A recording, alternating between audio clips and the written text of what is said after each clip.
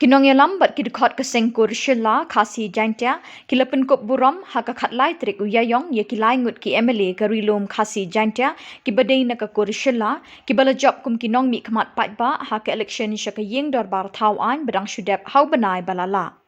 Ubak Wailadmiki Shylla na ke NPP, bat ubak Kyrmen Shylla na ke UDP, kila job Arsin Arwat kat ba Kong Santa Mary Shylla na NPP, kala job Hakasin Beningkong na Saipung Sutengah Constituency. Kani kejengyalang Pynkup Burom da kesengkur Shylla, lepelong haying syong jong ubak Wailadmiki, habarik Shillong, hakabaladon lang krui kilong kenyi bat long kemi jong kani kakur. Uma perkat Shylla Presiden kekur ula pencong kia ye kini kejingyalang da kejingker ku kerdo bat kasning ke kerau jong u ye kini kilai ngut ki MLA. But how news nem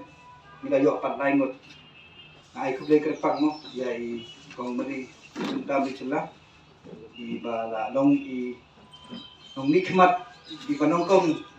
kumiru kunthei na ka district jongi po Jaintia but mila ro pan ong bahune bagalong ka ai ke ba let's say bonak ki parako jongi hagi ki por ki pangipat nyo ga bot let's say ki ba atatin mo banjok na mar ba ka ngilek kalong ba trim ha na mar ha panilek ba sitting MLA ba sitting MP ba sitting MDC baro lain mo ndai ngi sro kemen mo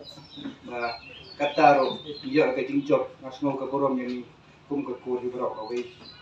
ba nyumra ro banden kindiat habiat dai begini election kita baro ki lain ki MLA jongi ni ngasno kemen ka jingsisa ba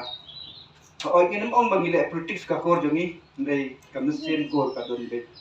yo e ki chan thrai baro ki nikmat yung iyo kata